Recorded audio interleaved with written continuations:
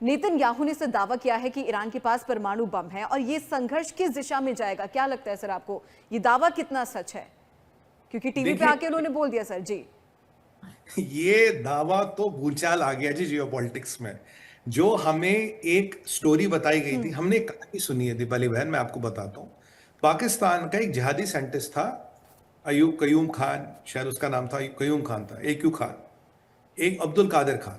Acute Khan, इसने जाके Europe में, ये एक स्वीडन वगैरह में नौकरी करता था, वहां से इसने टेक्नोलॉजी चुराई।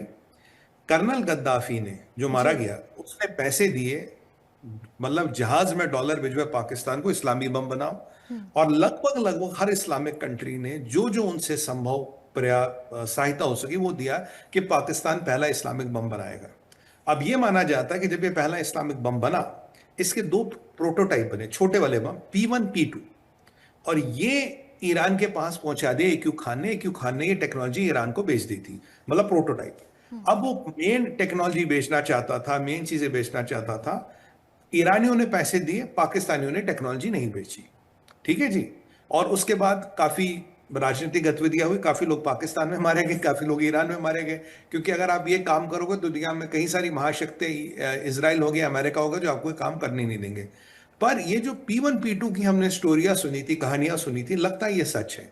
क्योंकि नेतन्याहू साहब का कहना है कि ईरान के पास ऑलरेडी न्यूक्लियर बम है, तो कहीं ना कहीं से न्यूक्लियर बम आए हैं।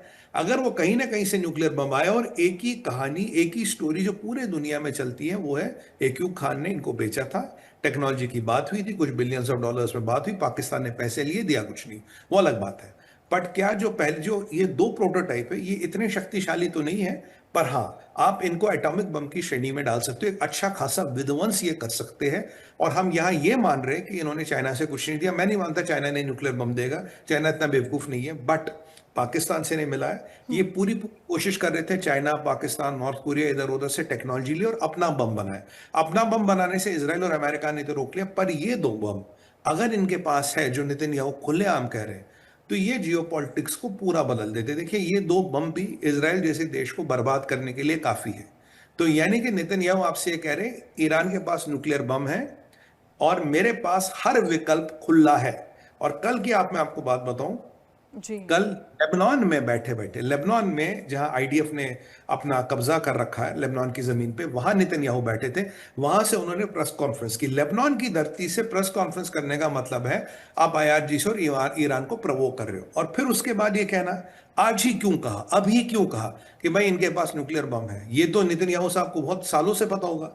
आज कहने का मतलब है कि वो भी आपको दरअसल ये कह रहे हैं, भाई अब हमारे लिए आर या पार की बात है। अमेरिका भी कह रहा है हमारे लिए आर या पार की बात है, इसराइल भी कह रहा है हमारे लिए आर या पार की बात है। अब जिस न्यूक्लियर बम को लेकर अटकलें लग रही है, नहीं है, अब इनका कहना कि जी इनके पास है, ये पूरे समीकरणों को बदलता है, पूरी कैलकुलेशन को बदलता है। यानी कि मोटा मोटा अगर मैं डायरेक्ट बोलूं, आपको इसराइल एक संकेत दे रहा है, हमारे पास न्यूक्लियर का विकल्प खुला है इसराइल को यूज करने के लिए। बिल्कुल क्लियर संदेश है, नहीं तो नेतन्याहू साहब को यह सब बोलने की आवश्यकता नहीं थी। मैं मानता हूं जिस परमाणु युद्ध को सोच के हमारी रूह कांपती थी, इस स्टेटमेंट के बाद शायद हम 10 कदम उसके नजदीक आ गए। ये तो आप बिल्कुल डाउट, बिना डाउट के नोट कर लीजिए, इसमें कोई डाउट नहीं। जी।